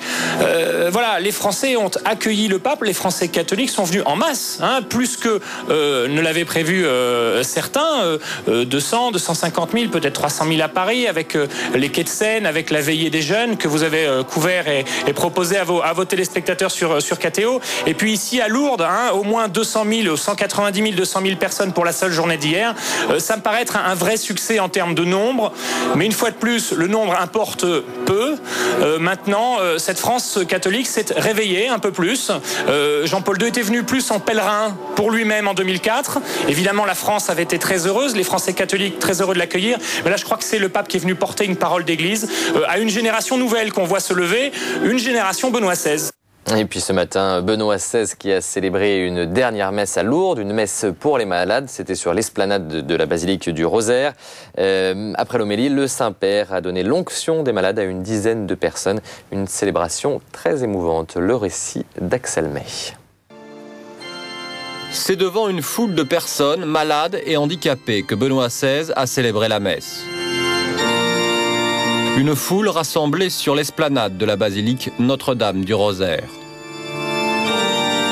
Dans son homélie, le pape évoque le sourire de la Vierge Marie. Je souhaiterais donc dire humblement à ceux qui souffrent et à ceux qui luttent sont tentés de tourner le dos à la vie, tournez-vous vers Marie. Dans le sourire de la Vierge se trouve mystérieusement cachée la force de poursuivre le combat contre la maladie et pour la vie. Après son homélie, Benoît XVI donne l'onction des malades à une dizaine de personnes. Ce sacrement qui est destiné à celles et à ceux qui luttent pour rester fidèles à l'alliance avec Dieu dans les souffrances et les difficultés. Autre moment intense de cette messe, la longue communion. Et toujours ce recueillement, à l'image en fait de Benoît XVI, un pape plus à l'aise avec la foule silencieuse qu'avec la foule en délire. Et puis voilà, après cette messe, dernière étape du voyage de Benoît XVI en France, le pape a pris la direction de l'aéroport de Tarbes avant de quitter le sol français. Il a prononcé un discours, on en écoute un extrait. Au moment de quitter, non sans regret, le sol de France, je vous suis très reconnaissant d'être venu me saluer, en me donnant ainsi l'occasion de dire une dernière fois combien ce voyage dans votre pays a réjoui mon cœur. Le Premier ministre accompagne le Saint-Père jusqu'au pied. En tout cas, vous parliez d'émotion parce qu'évidemment ce sont tous ces souvenirs de ces 4 jours que nous avons vécus ensemble. Alors que l'avion maintenant rejoint la piste d'envol, le tarmac de l'aéroport. Voilà, le pape s'est envolé autour de 13h de l'aéroport de Tarbes, direction Rome. Son avion s'est posé il y a un peu moins de 2 heures à Rome. On y reviendra dans quelques instants. Et puis, comme promis, maintenant, c'est l'heure de la première surprise. On vous propose de découvrir les coulisses de KTO. Pendant une semaine, Christian Paul Depasse a suivi l'équipe de la chaîne. Comment avons-nous préparé et vécu ce voyage du Saint-Père? Reportage.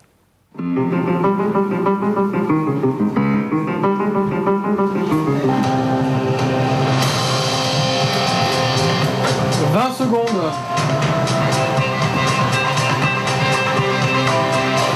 Vraiment, à KTO, c'est pas trop sport, c'est plutôt tranquille. Et là, pendant 4 jours, c'est du sport.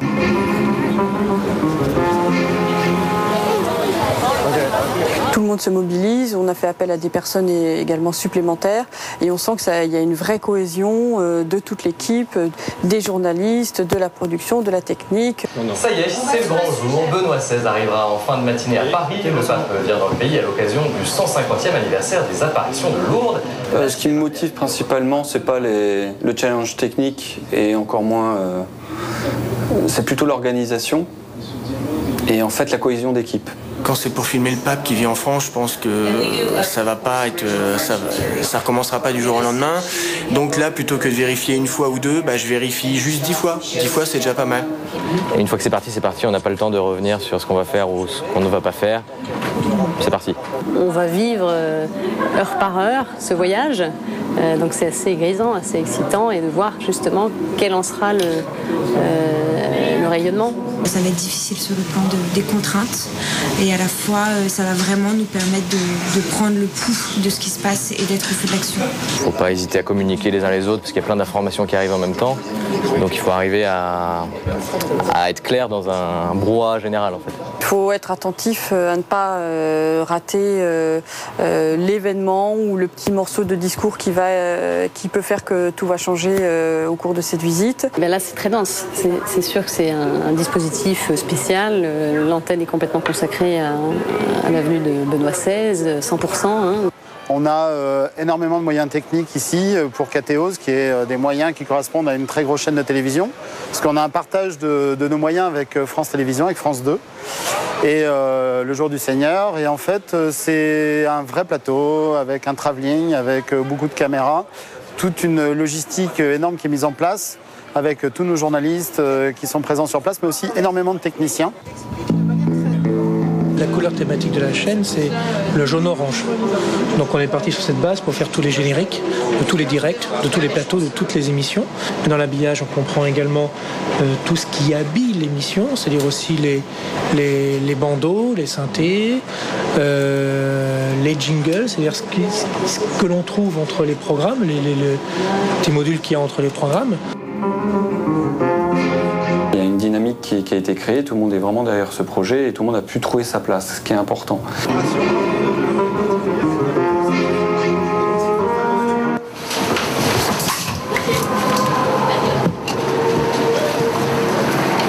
La pression est montée doucement puisqu'on est arrivé quelques jours avant l'arrivée du pape et tout se mettait en place. En fait, c'est monté d'un coup. Lorsque le pape est arrivé, là, on est passé à la vitesse supérieure. On est sans cesse en train de courir après le temps.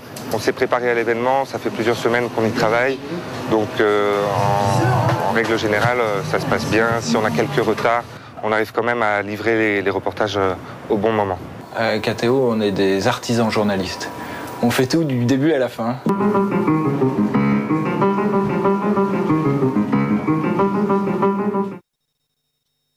Et voilà, une autre surprise concoctée pour vous dans ce best-of. On retrouve à présent Philippine de Saint-Pierre et Sébastien Amaury qui étaient à bord du vol de retour du pape vers Rome. Regardez. Et finalement, on nous dit qu'on n'a pas le reportage, c'est bien dommage. On le retrouvera. Ça ne saurait tarder, nous l'espérons. Peut-être dans quelques instants. Ça tombe mal parce que c'était le dernier reportage de cette émission. En tout cas, merci de nous avoir suivis. On a pris beaucoup de plaisir à travailler sur ce voyage du pape. On espère que vous avez pris beaucoup de plaisir à suivre ce voyage apostolique de Benoît XVI en France. C'était bien sûr le premier. Et peut-être qu'on a retrouvé le reportage de Philippine de Saint-Pierre. Toujours pas. Donc, on espère que vous pourrez le voir un peu plus tard sur notre antenne. En tout cas, merci à toutes nos équipes qui se sont mobilisées jour et nuit pour vous permettre de suivre heure par heure ce voyage. Alors, on se quitte avec l'album de la visite de Benoît XVI en France, un clip en images et en musique réalisé par Sébastien Amaury.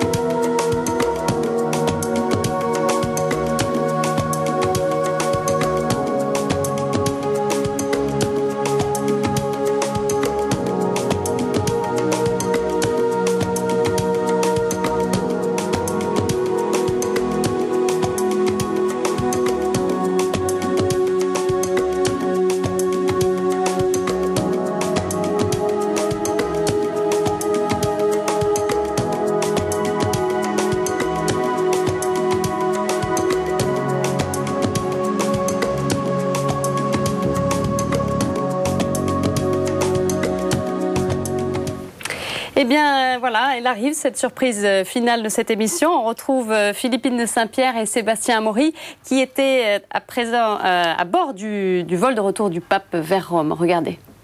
Eh bien, ça y est, Benoît XVI est rentré en Italie au terme de ses 4 jours de visite apostolique en France. Il est parti loin là-bas, derrière les collines que vous voyez, à Castel Gandolfo, se reposer quelques jours avant de reprendre le cours de ses activités. Benoît XVI, qui au moment de prendre congé devant le Premier ministre François Fillon, a dit son désir de revenir dans notre pays. Sachez que la chose est très rare. Il ne l'avait formulé qu'une seule fois, c'était en Allemagne, et c'est bien sûr son pays natal. C'est à bord d'un Airbus A320 d'Air France que Benoît XVI est rentré en Italie. Un Airbus tout neuf baptisé AF4000 pour l'occasion. Nous avons pu, juste avant le décollage, obtenir quelques confidences sur l'état d'esprit du copilote William Gachignard. Écoutez. Alors tout d'abord, je suis très honoré. Cet honneur me ramène à ma mission principale qui est la sécurité du vol, pour vous tous et sa sainteté bien sûr, et puis je pense aussi à tous les collègues de la compagnie qui doivent avoir une pensée pour ce vol. Je m'y suis préparé alors du point de vue de la technique, en préparant le vol, encore un petit peu de manière plus approfondie que d'habitude, en anticipant aussi, parce que c'est un vol spécial, il ne fallait pas qu'il manque quelque chose au dernier moment, d'une part, et puis d'autre part, c'est plus personnel, je m'y suis préparé, disons, au fond de mon cœur, et j'ai pu profiter de quelques heures de liberté hier pour aller sur la prairie, à la fin donc de la procession eucharistique. Pour moi, c'est une grâce exceptionnelle que j'espère partager avec toute ma famille, mon épouse et puis nos 8 enfants. Voilà, avant tout. Ce que je souhaite aussi au fond de mon cœur, c'est que la France et les catholiques aient pu accueillir le Saint-Père du mieux qu'ils le peuvent, donc dans son ministère d'unité pour l'Église. Voilà un témoignage du copilote recueilli par l'agence Immédia, Famille chrétienne et KTO. C'était à bord du vol papal. Voilà, on arrive au terme de cette émission. Merci beaucoup de nous avoir suivis. On espère que vous avez eu plaisir à suivre cette visite du pape en France. Merci à tous. Au revoir.